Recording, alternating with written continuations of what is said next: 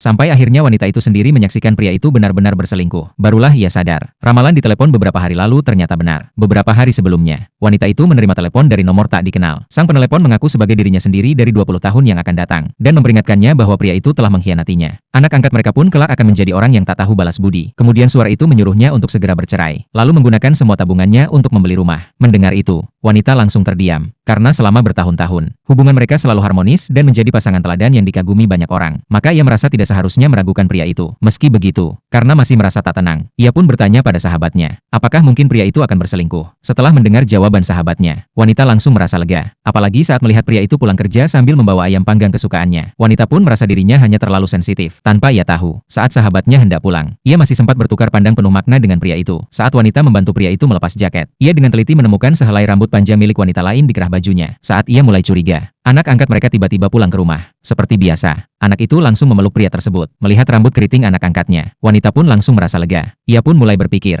mungkin telepon itu hanya sekadar lelucon. Namun tak lama kemudian, anak angkatnya meminta bantuan. Dia ingin wanita itu meminta pamannya mencarikan tiket konser. Mendengarnya, wanita langsung menolak, lalu mengingatkannya untuk fokus belajar karena ujian akhir sudah dekat. Tak disangka, sikap anak itu langsung berubah. Dia mendorong wanita itu sambil terus mengeluh. Perlahan wanita mulai teringat peringatan dari penelepon misterius. Akhirnya ia memutuskan untuk menyelidiki asal nomor itu. Namun saat tiba di kantor operator, petugas justru memberitahu bahwa sistem sedang bermasalah. Ia harus menunggu beberapa hari untuk hasilnya. Karena itu, wanita memilih pulang lebih dulu. Namun saat tiba di depan rumah, ia mendengar suara ibu mertuanya sedang membicarakan hal buruk tentangnya. Keluarga suaminya memang selalu meremehkannya. Apalagi karena selama bertahun-tahun menikah, ia belum bisa punya anak. Mereka bahkan lupa, dulu suaminya hanyalah pegawai biasa. Justru berkat hubungan dari keluarga wanita, pria itu bisa naik jabatan hingga menjadi wakil gubernur. Bahkan pencalonannya sebagai gubernur saat ini, juga sepenuhnya karena dukungan dari keluarganya. Tapi bagi wanita, selama pria itu tetap setia, ia rela bersabar meskipun keluarga suaminya tak menyukainya. Ia pun pura-pura tidak mendengar apa-apa, lalu masuk rumah sambil tersenyum menyapa. Saat itu ia melihat adik iparnya mengenakan pakaian dan perhiasan miliknya. Awalnya ia tidak mempermasalahkan, sampai akhirnya ia melihat gelang giok di tangan adik iparnya. Wanita itu langsung menghampiri dan berusaha merebutnya, karena gelang itu adalah peninggalan dari mendiang ibunya. Melihat wanita berani melawan, ibu mertua langsung berdiri dan mendorongnya hingga jatuh, lalu mulai memaki-makinya dengan kasar. Saat pria itu pulang, ia segera membantu istrinya bangkit. Namun adik iparnya justru mengadukan wanita itu. Ibu mertua pun ikut memutarbalikkan keadaan. Pria itu pun langsung menyalahkan wanita karena dianggap tidak berbesar hati. Mendengar itu, wanita tak bisa lagi menahan emosi. Ia pun menjelaskan bahwa gelang itu adalah warisan dari ibunya, jika adik iparnya tetap bersikeras mengambilnya. Dan hal ini sampai diketahui kakaknya yang seorang pejabat tinggi, maka pencalonannya sebagai gubernur akan gagal total. Mendengar ancaman itu, pria itu langsung meminta adiknya mengembalikan gelang tersebut. Namun setelahnya, ia tetap menyalahkan wanita karena membuat masalah. Melihat sikap pria itu, wanita mulai yakin bahwa isi telepon kemarin adalah benar. Beberapa hari kemudian, pria itu selalu pulang larut malam, berdalih ada rapat dan pekerjaan. Kecurigaan